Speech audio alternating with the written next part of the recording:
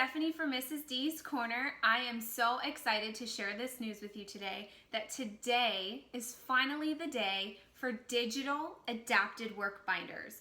You've been waiting so patiently for me to bring this to you, and I'm so excited that it's finally here. It's functional and differentiated just like the original adapted work binder, right?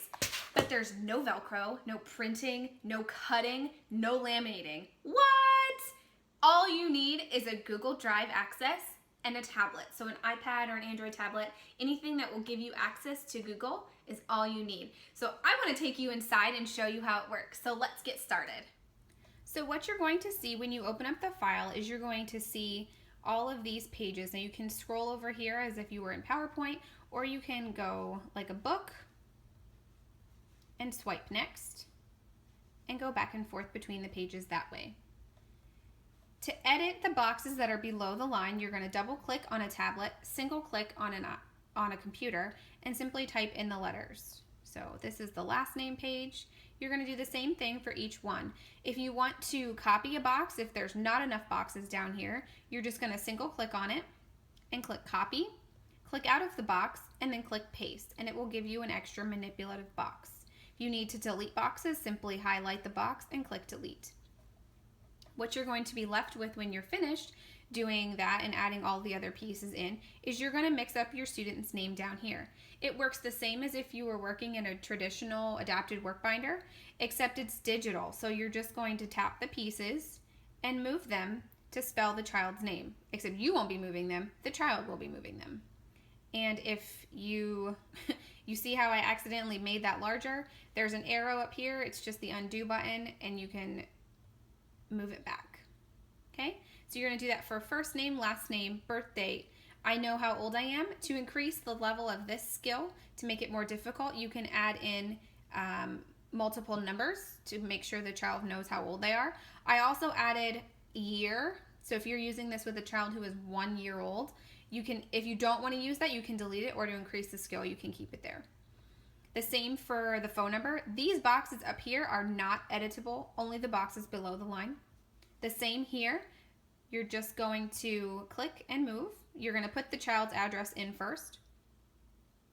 If you find that the font is too large and it's not fitting within the box, you can simply edit as if you were in PowerPoint. And you're just going to move it over top the gray pieces, just as if you were using the traditional adapted work binder.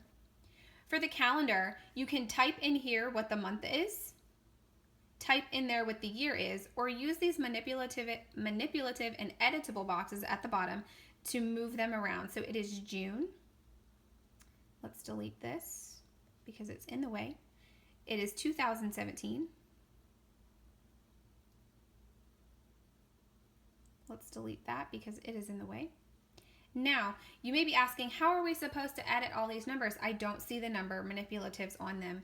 You can simply click inside of a box, double click, and type the number.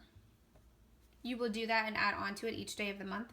The only thing is, at the end of the month, you're going to have to go through and delete all of them. Spelling the month, the same thing as if you were doing the name. For yesterday was, today is, tomorrow will be.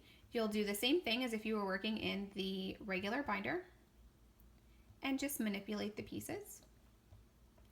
The weather, moving the weather. And if you want to create the graph, you can also do that. And then the season is. So on the sides here are the extra pieces. They can move them over. I've taken them off the baseline here because when I do this with my students, I don't put all of them on at the same time. So it is summer.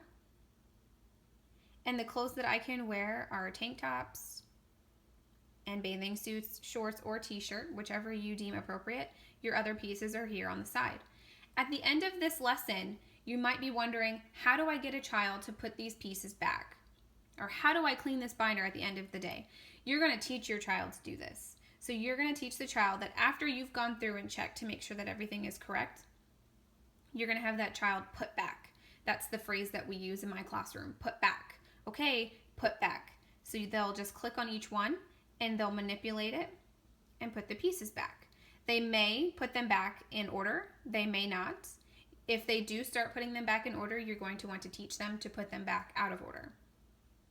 Same goes for the rest of everything. They can simply click or they can go like that to move between the pages.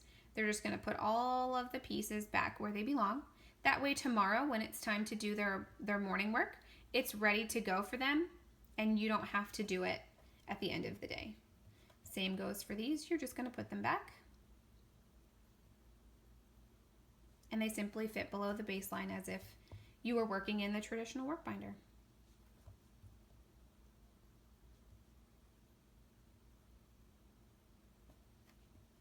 And that's it.